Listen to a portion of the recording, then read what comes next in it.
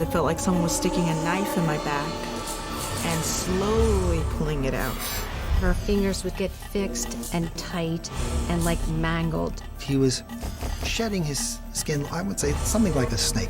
He didn't look like my son anymore. It just scared us to death. How could one person have all these different things wrong with them? Would you know what to make of it if somebody came in with all those symptoms? Next, 3 medical mysteries that defy the experts. One day, Nicky O'Donnell is a healthy 5-year-old. The next, his body is under attack from a host of terrifying symptoms. And no one can tell his parents why. The anguish of watching your child deteriorate before your eyes, it's incredible. Then, Christine Lupinacci is a supermom until years of relentless, debilitating pain leave her questioning her own sanity. Been on medication for years, and I'm still in excruciating pain. Maybe something's wrong with my head. And Jackie Spar is an outgoing teenager who's full of promise until her own body begins to betray her. The pain was so severe that she'd just say to cut off her legs. When illness strikes, we look to doctors to give us answers. But what if they can't? For these unlucky patients, diagnosis is a mystery.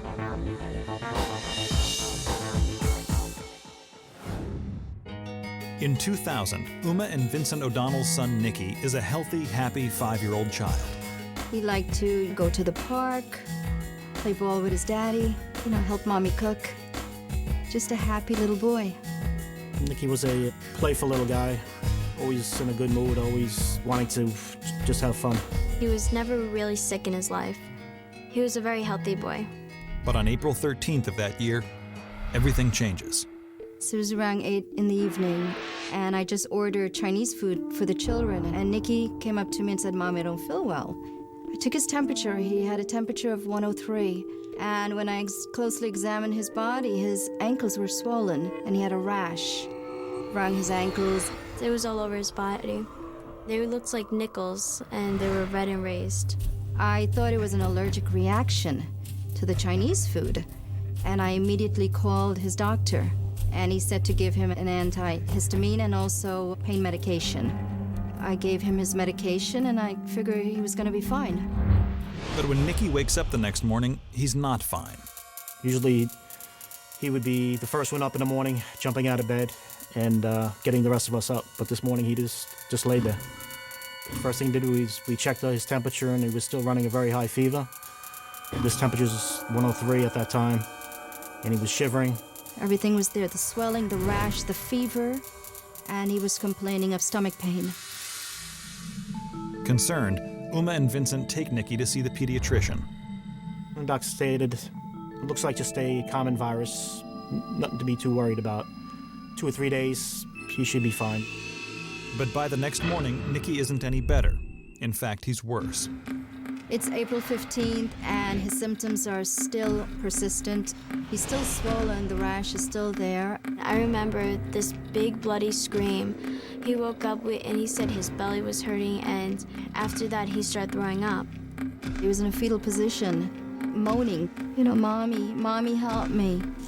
I put him in the bathtub to bring the fever down because it was like 103. It was climbing, actually. Now Uma and Vincent are getting worried.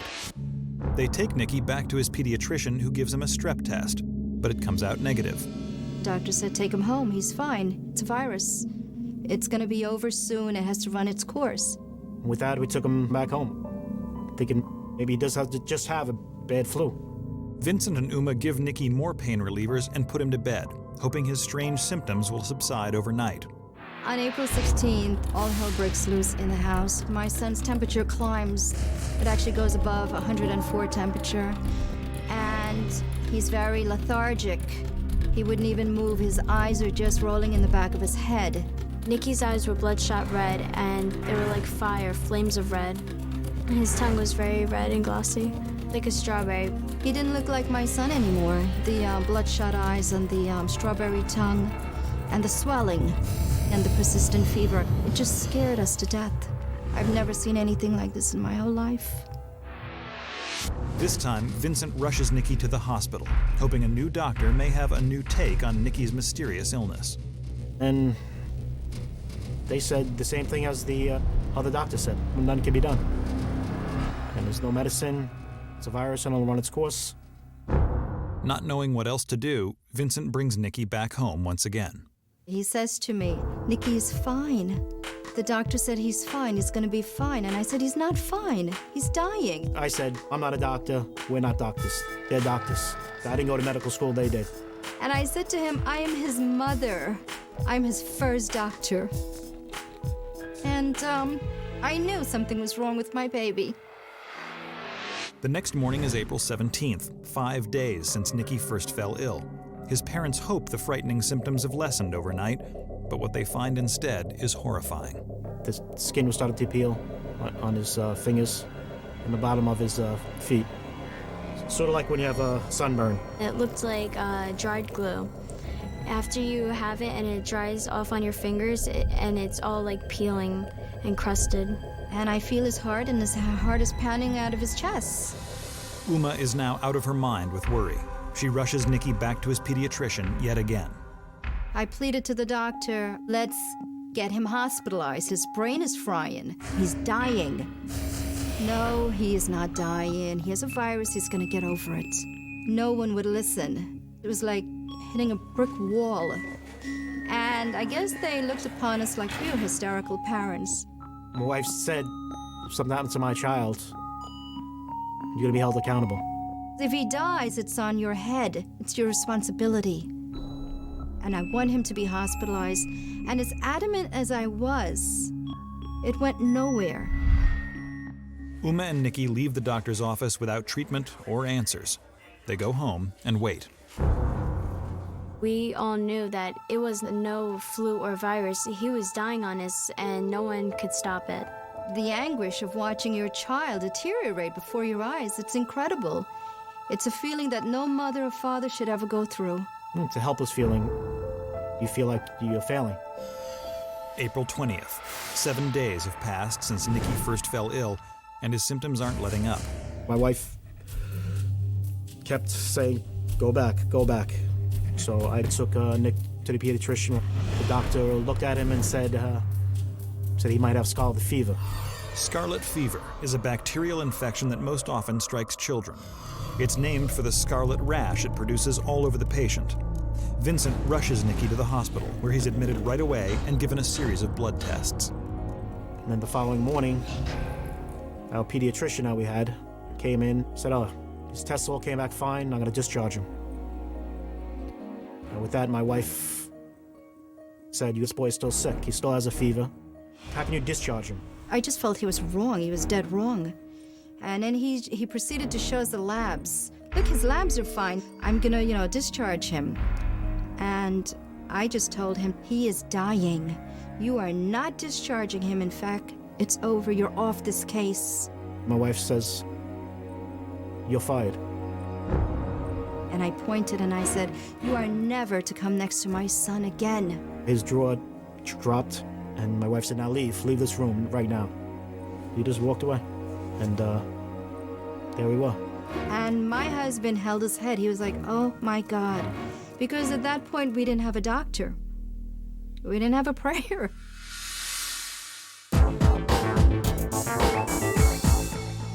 Just 7 days ago, Nicky O'Donnell was a perfectly healthy 5-year-old, but now he's in the hospital fighting for his life. What seemed like a virus has turned into something much more terrifying, and no one can tell the O'Donnells what it is. My wife started asking around. She asked one nurse, do you know any doctors who I could call to help my son? She said, oh, I know good practice, MD for Kids. Uma immediately calls MDs for Kids, a private pediatric practice. In a matter of hours, Dr. William Gerba appears in Nikki's hospital room. When parents are unhappy, they have an option of calling in another physician to assume the care and to ask the primary person to step back. Uma was desperate. She wanted someone to come in and pick up the ball. So I stepped in. When Dr. Gerber came over, there was a calm inside of me that I knew that this was the man who's going to save my son's life. I come into the room and Nikki is lying in bed. Wasted no time, looked at Nick's chart. They examined him. He was peeling or shedding his skin, I would say something like a snake. It was just scales were falling off. We have fever persisting, rash persisting, cracked lips, bright red palms. And he turned around to me. He asked, how long has he had this fever for? I said, this is about like 8 or 9 days now he had it. He goes, we have to do something now. He has to get treatment right away before the window of opportunity is closed. Dr. Gerba recognizes Nikki's strange symptoms from a previous case, and he knows it's no virus. In my mind, with Nikki's symptoms and story, this was Kawasaki's disease. Kawasaki disease is a rare disorder that affects the vascular system. For reasons unknown, the body overreacts in its response to an initial infection, resulting in inflammation of the blood vessels all over the body. If not treated in time, Kawasaki can lead to serious heart problems, including aneurysms and weakening of the coronary arteries. There is a great sense of urgency. Treatment done before 10 days has been the most successful in preventing serious cardiac complications. We have a 10-day window to treat this disease, and we're on the 10th day. Dr. Gerba immediately orders an echocardiogram to see how far Nikki's Kawasaki has progressed. The results are terrifying. The blood vessels leading to Nikki's heart are dilated, and an abnormal layer of fluid is surrounding his heart. That indicates that there was some inflammation going on.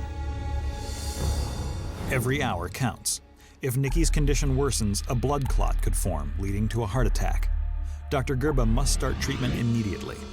Kawasaki disease is treated with an intravenous infusion of protein called gamma globulin and high doses of aspirin, which reduce inflammation. That morning they administered it. It was administered through the day, the afternoon, through the night. And then late the next morning, his fever broke. His life came back to his face. His eyes cleared up. The redness went away, and he was back to his old self. The relief, it was overwhelming. But the relief is premature. Although Nikki's been treated and his Kawasaki disease most likely won't return, his 10-day struggle with the illness may have left his heart irreparably damaged. Kawasaki disease is like a fire. Yes, we could put out the fire, and yes, the trees will grow back, but we don't really know how much damage is done. We had to do echoes every couple months, and he was on aspirin therapy.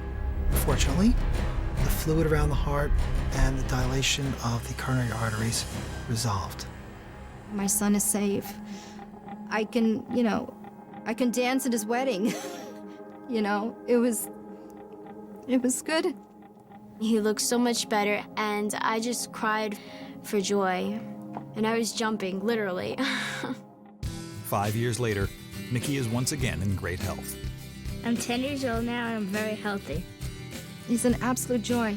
You can't ask for a better son, a better child. And I asked him, so what do you want to do now when you get older?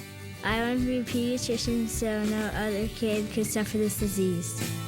Nikki and his parents are grateful that Dr. Gerba recognized the signs of Kawasaki before time ran out, but they wonder why Nikki's other doctors did not. There is no single test that can tell a physician that this is Kawasaki syndrome. It's a pattern, a constellation, a grouping of signs that one puts together as a package. I think it's quite appropriate to assume when you see someone early in an illness that they have a virus, because that's 99% of what most children have. It's when he failed to improve that the red lights had to go on, and people had to start thinking now, oh, what else could this be? Later, I came to the realization, well, if my wife wasn't so adamant firing his doctor, there would have been very dire consequences. You have to be your children's advocate.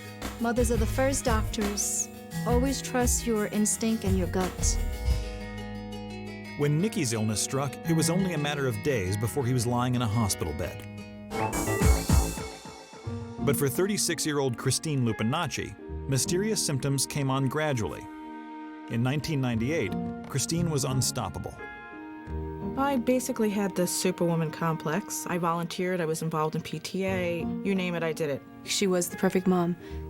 She was always involved, and we had a great relationship. She definitely was the backbone of the family. You can always call her for anything, for advice. She was always there to help us out. But in October of 1998, Christine starts to slow down. I started feeling very fatigued. Just to walk to the mailbox started to become an effort for me. It was difficult to vacuum and washing the dishes or carrying laundry up and down the stairs. I'd have to take periodic breaks every 2 minutes, and I thought it was just coming down with a cold. Christine visits her doctor, who tells her she has a common virus, mononucleosis, which just needs to run its course. They told me it wasn't going to be a fast recovery, that mono takes a while, but they said each day I'll start to feel better. But Christine only gets worse, and 6 months later, she begins to experience something strange. My legs started swelling up, my ankles were swelling up, my fingers literally tripled in size. Her fingers got so swollen that she couldn't take her wedding ring off. Sometimes socks wouldn't be able to fit over her ankles. Each time I had inflammation, my temperature would go up. You could have fried an egg on any one of my joints. It was so hot to the touch. It was like you put your hand on a damn stove. I literally had to sit down by the frozen food section just to try to get my body to cool down, just to make it through the supermarket. Christine's doctor doesn't know what's causing her strange symptoms, but he prescribes painkillers and anti-inflammatories. They don't work. Then, Christine notices another disturbing change in her body. I started noticing that it literally hurt for me to open and close my eyes. I felt like there was sand in my eyes at all times. My mouth was constantly dry. I would go from 8 to 12 glasses of water a day. Christine sees another doctor who diagnoses her with Sjogren's syndrome, a disorder often associated with arthritis that destroys the glands that produce tears and saliva. Made sense. I thought, this is it. It was creating the joint pain, it was causing the inflammation, it was causing the dry eyes, the dry mouth. And again, I was on the medication for several weeks, and nothing changed. Over the next year, Christine sees more doctors and is given a series of diagnoses, ranging from rheumatoid arthritis to anemia. But none seem to be accurate, and no medication offers relief from her pain. Some people collect stamps, some people collect baseball cards, I collect misdiagnoses. Every time I went to a doctor, it wasn't fixed. I said, why are her joints hot? You know, maybe she has arthritis. And then it was, well, she has Lyme's disease. Well, she has lupus. They didn't know the answer. Soon, Christine begins to feel like she's losing control of her life. The bills were piling up. I had lost employment at the time because I just couldn't work. The house was messy. Everything was affected. She felt inadequate. She felt that she was letting her family down. She wasn't herself anymore, and she was slowly deteriorating. All I could think about was the pain, the constant pain.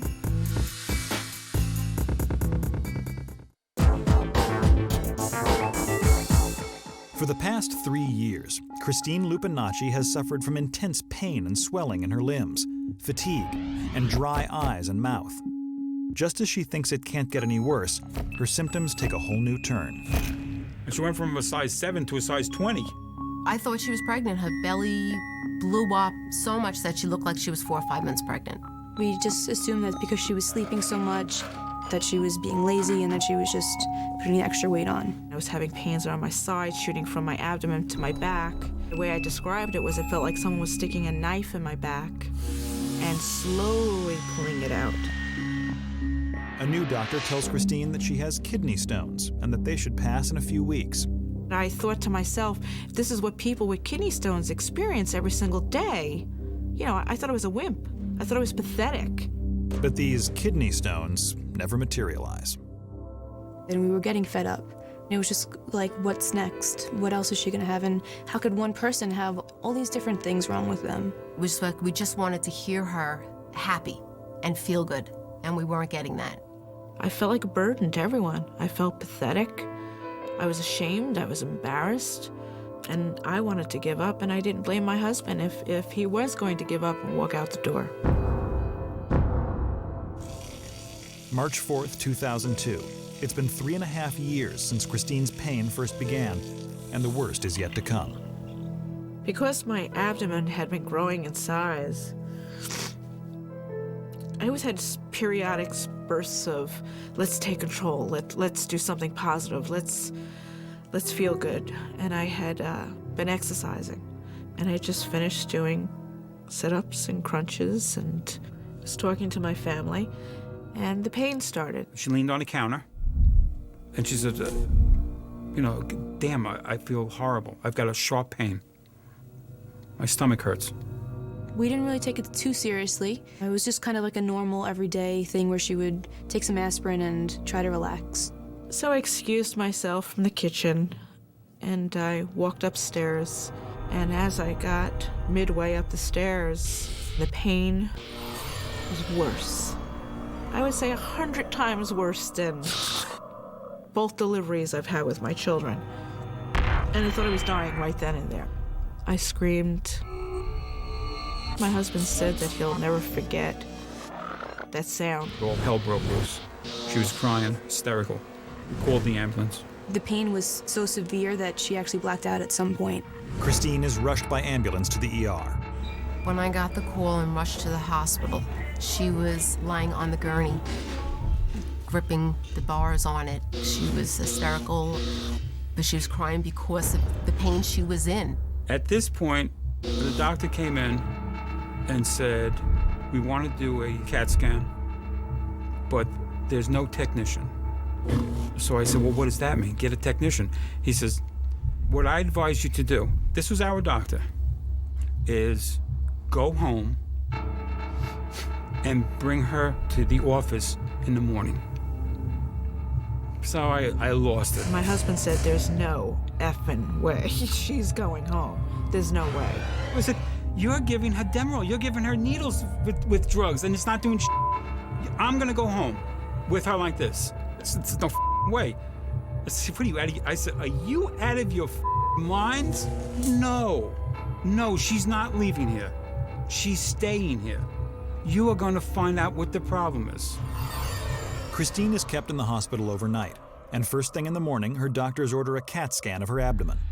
When the results come in, Christine is told she needs to see an OBGYN immediately, but she's not told why.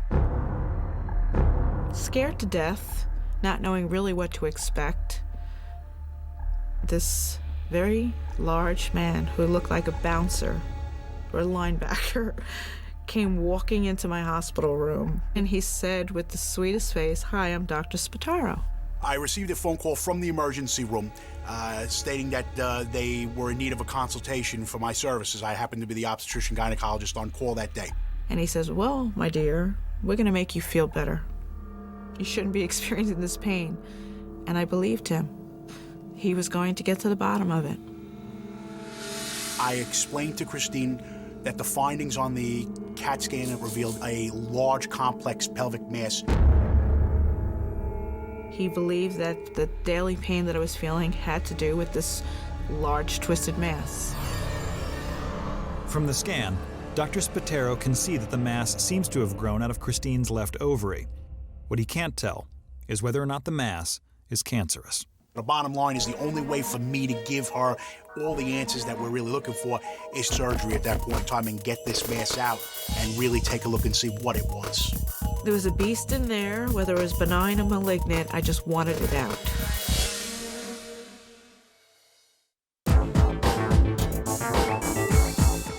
Doctors have found a large mass growing in Christine Lupinacci's abdominal cavity, and they don't know if it's cancer. 2 days after she's rushed to the ER, Christine goes in for a surgery to remove the mass. That moment when she was getting rolled into surgery, she was scared. She was extremely scared, and so were we. I was more fearful for my children. I was so afraid that they were going to grow up without a mother. It was frightening. We made an incision which started just below her belly button, probably about 8 to 9 inches in length. When we got into the abdominal cavity, you already could see 2 parts of this mass. Both of these masses had grown from the left ovary.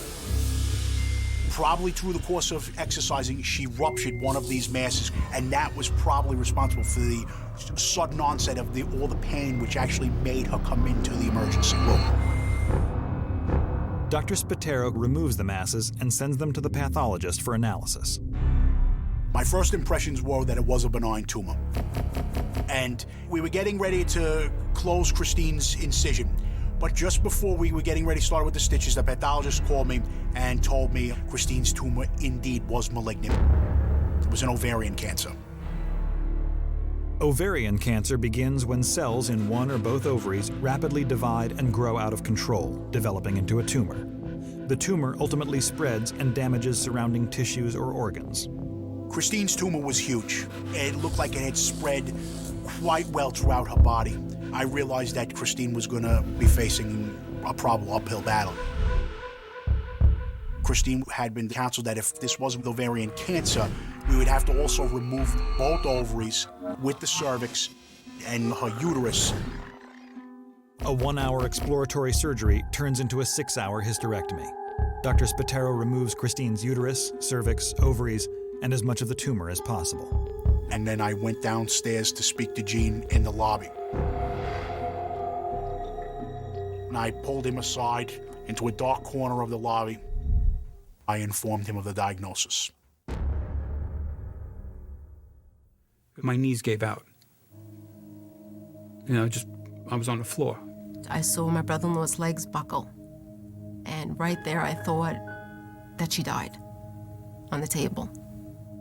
I thought, what am I going to do without my sister?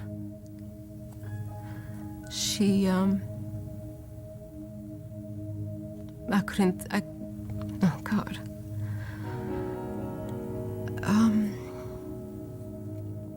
She's my best friend. What am I going to do without her? Part of me died that day. Something inside that was there is no longer there. Christine is wheeled out of the OR into a recovery room. Hours later, she wakes up. I was grateful to wake up, and I saw my daughters and my husband. She was a mess. Tubes in her mouth. She says, "What happened?" And I said, Chris, World War III went inside of you. They took a lot of stuff out, a lot of bad stuff. Dr. Spataro came in, and he told me that I had ovarian cancer. I felt like this huge burden was lifted off my shoulders. Sounds crazy, but in a sense, there was proof. I wasn't crazy. I had cancer. Christine remains in the ICU for 11 days, recovering from the operation. She's surprised to discover that with the tumor gone, so is her pain. The first time I stood up and the nurses had me walking in the hospital, if it wasn't for the staples and my incision, I would have definitely tried to have done a cartwheel, because every symptom that I had was suddenly gone. All this discomfort that she had been going through this entire time, the back pain, the pressure, all these things probably were related to her pelvic tumor. Although her tumor has been removed, Christine is not yet cancer-free. Dr. Spataro explains to Christine she'll need chemotherapy to destroy all the cancerous cells in her body. Was this chemo going to work? What if I didn't make it? I'd catch my daughters kind of just looking at me. I thought in my mind, they're trying to remember, they're trying to hold on to images of me, just in case I'm not here. But after 7 months of chemotherapy, Christine gets the best news she could hope for. The cancer seems to have gone into remission. Suddenly, instead of saying goodbye, I realized I would see my children's smiles tomorrow. It's been 4 years since her operation, and today Christine remains cancer-free. My sister's like she never had ovarian cancer. She's actually stronger, and her will to live and just her outlook on life is totally different. I guess she feels she has a second chance. But it was a close call. For months, it seemed that Christine had been diagnosed with everything but cancer. She and her family wonder why it wasn't caught earlier. When we have a mass that's growing, let's say in a confined area, a small area, when it grows, it irritates tissues and nerves, which cause us to have pain. We realize something's going wrong. With ovarian cancer, these masses can grow so large before we realize that something is going on. We thought initially during the surgery that her chances of survival were 30% or less. But obviously, Christine is one that bucked the odds. She's alive, and everything else is gravy. Cancer has taught me to be the driver, to no longer take a backseat to my health, and to listen to my body. And I'm grateful for every single moment of every day. And life is good. Life is good. Life is good. It took Christine collapsing in her own home for doctors to diagnose her with cancer. But Jackie Spar had to go halfway around the world for an answer to her mysterious illness. In 2001, 15-year-old Jackie Spar was always on the go. I was running from school to softball practice. I was playing piano and hanging out with my friends and going to dances and doing everything a teenager should be doing. Growing up, Jacqueline was always very feisty. She was always just a go-getter. Once you put her mind to something, whatever it would be, she would accomplish it and accomplish it really well. But in March of 2001, Jackie's world begins to fall apart. She was in a new high school. She was making friends.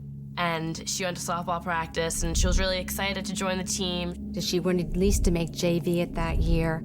And in order to make the team, you have to run a mile. And it was a really cold day, and I remember running around that track, and all of a sudden I had to sit down. I couldn't keep going because I had such pain in my chest. Each breath coming in was just like a knife through my chest. I rushed her to the doctor. They stopped everything they were doing to make sure she was okay.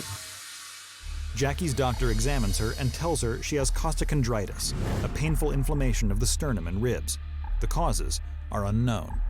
Unfortunately, with costochondritis, there doesn't appear to be any sort of cure or pill for it. The doctor tells you to rest, put on heat compresses. They assumed at that point it would heal itself and go away. But in the following weeks, the pain Jackie feels in her chest spread throughout her entire body. It would be in her legs, her arms, her shins, her ankles, her chin. There'd sort of be waves going through, sometimes like a sledgehammer. I'd be in class and pain would just shoot down my leg and I would just collapse to the floor. She'd actually be on the floor, shaking, and the school would quickly give us a call, or they'd order an ambulance to take her away. 3 weeks later, Jackie sees a rheumatologist who runs blood tests as well as a bone and tissue scan. Mid-May, after all the blood tests came back, they finally had a diagnosis with what was wrong with her, and the diagnosis was spondylarthropathy. My immediate reaction was, could you spell that for me? Spondylarthropathy is a form of arthritis or joint inflammation that affects the spine. I was ecstatic.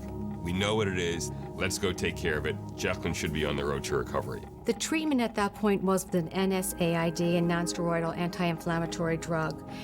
And unfortunately, as weeks went by, we just kept having a child in a lot of pain. She wasn't out with her friends anymore. She wasn't playing sports anymore. She was just on the couch, kind of incapacitated. Still unable to determine the cause of Jackie's pain, her doctors continue to treat the symptoms. The doctors are putting me on one arthritis medication after another. All I was doing was just popping pills in my mouth, trying to get some relief.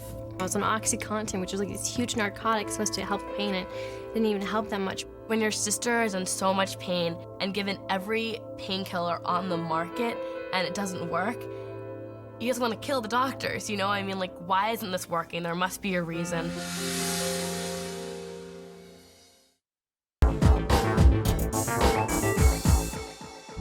For the last 6 months, Jackie Spar has been suffering from mysterious debilitating pain all over her body, and doctors can't explain why. A month ago, she had to stop attending high school, and now walking is so unbearable that Jackie needs a wheelchair.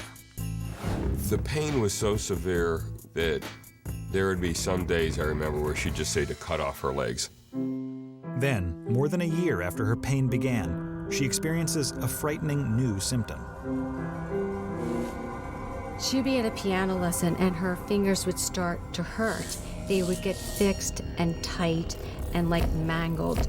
It'd be almost like claws or when you see weird bark of trees, it's all wrapped over in itself. almost like you'd see in some movies with these monsters like this.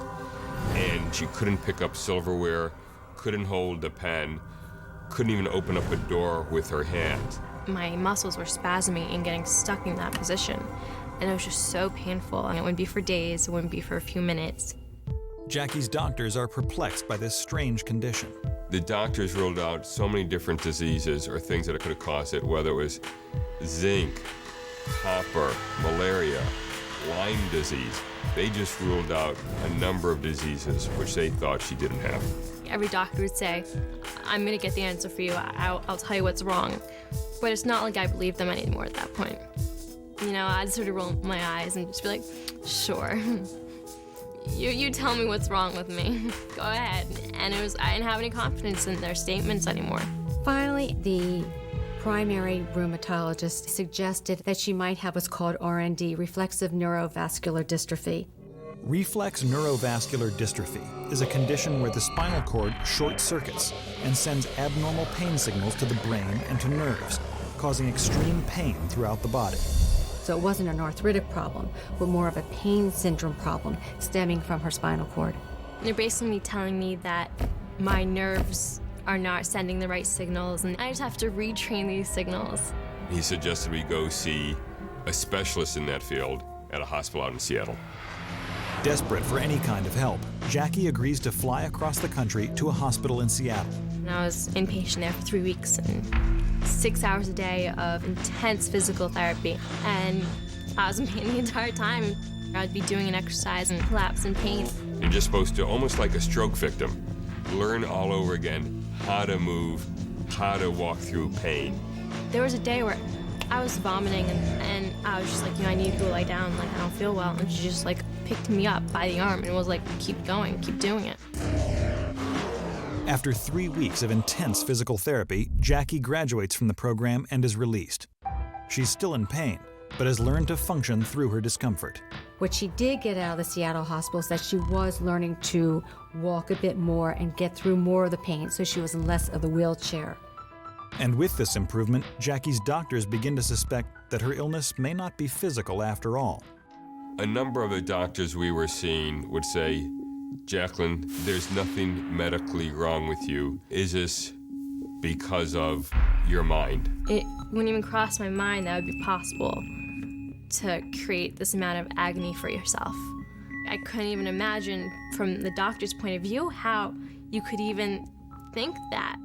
Jackie's doctors suggest that she may be growing too reliant on her parents and losing her sense of independence. Which is really funny because all through her life, she's always been on her own. I've always sent her away to camp. She's always, traveled by herself. But with that being said, by the doctor, we said, why don't we send her on a program during the summer? So we signed her up for a program where she spent a couple of weeks in Madrid and a couple of weeks in Barcelona. The progress Jackie made in physical therapy has given her the confidence to travel to Spain despite her illness. It was the very first day there, and I had arrived really early before everyone else, and there was one other girl there, and we started talking. And little did I know that this girl was gonna change my life.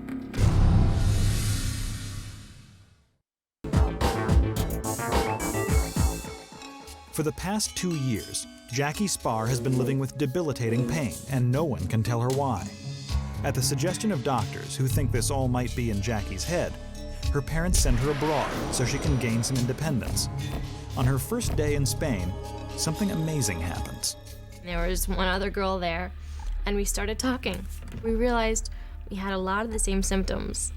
We'd seen a lot of the same doctors, and we had a lot of the same misdiagnoses, which was really freaky. She said she had Lyme disease. Jackie can't believe what she's hearing. She calls her parents from Spain. She goes, Mom, there's a girl here on my trip, and she's just like me. She was just diagnosed with Lyme disease. I said, you've got to be joking. You've been tested for Lyme disease. There's no way. Everybody has said time and time again, no way, no how. She says, Mom, seriously. Despite her skepticism, Jackie's mom gets the number of the doctor who diagnosed her new friend. A month later, when Jackie is back from Spain, she arrives for her appointment with Dr. Bernard Raxlin. What struck you about Jackie was that she was just disgusted with the whole medical profession. She just wanted to throw us all into the water. I mean, all these bells and whistles and all these great degrees and big hospitals. She didn't have a whole lot of faith at that point in time that there was going to be a different scenario. Dr. Raxlin begins to ask Jackie a series of questions. And it was just amazing that, like, I was checking off these things on the symptom list. All of my symptoms were on this one list. It was all there. It was just like, oh, wow. She was amazed to find that almost half the list applied to her. And they kind of put us at ease in saying, you know what, we have to run the test, but we really think it is Lyme disease. Lyme disease is caused by the bite of a deer tick infected with a bacteria called Borrelia. The tick embeds itself into the skin and discharges the Borrelia into the bloodstream, which can then wreak havoc throughout the body. The earlier phase of Lyme disease, it stays mostly in the skin. When it gets into the bloodstream and into other organs, including the heart, the brain, the joints, the muscles, it becomes more difficult to treat. You get pain, you get swelling, and then there's the general symptoms where you're exhausted. I mean, you can't even get up to brush your teeth. You lie in bed 18 hours a day, and it's a lot. I mean, would you know what to make of it if somebody came in with all those symptoms? In addition to its confusing symptoms, standard tests for Lyme disease can often be unreliable and give false negatives, like in Jackie's case. In the testing of Lyme disease, mostly there's one or two kits that have been used across the spectrum of most labs. And there are many more sensitive tests or different ways it can be evaluated, and most physicians are not aware of that. He also explained to me the fact that bacteria hides and it doesn't flow as easily in the blood, so the chances of that one vial of blood carrying the bacteria is very low. Dr. Raxlin performs a variety of tests on Jackie and sends her blood work to 3 different laboratories across the country for analysis. She tests positive for exposure to the Borrelia bacteria.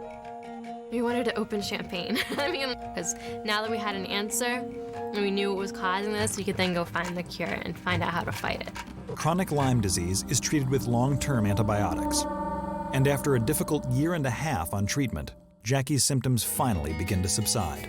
It took a lot of time and a lot of waking up each morning and being like, okay, I'm gonna hook up to the IV and I'm gonna push through today. But, you know, I got there and I've gotten on my life and I'm functioning, so it's very good. Jacqueline is such a fighter, so strong-willed, that she was able to graduate on time with her high school class. Jackie is also extremely lucky. If her Lyme disease hadn't been caught at all, her condition would have gotten even worse. If she hadn't been treated with aggressive antibiotic therapy, she would have probably had pain for the rest of her life and probably would have manifested more neurological symptoms over the course of time. Jackie has gone on to college and feels better than she has in years, but she still fights to keep her Lyme disease under control. Does the bacteria ever leave your system? No. Does the bacteria stay in remission for many, many years? The answer is yes. The Lyme bug actually did find a very tough person to bite because she's just not going to give up. I'm still fighting. I'm still, pushing forward each morning. I'm still get up each morning and being like, oh gosh, I have to hook up the IV and take this many amount of pills each day. And it's horrible, I'm not gonna lie, but it's my life. And if that's what I have to do in order to make the rest of my life really good and to make the rest of my life what I want it to be, then I'll do that.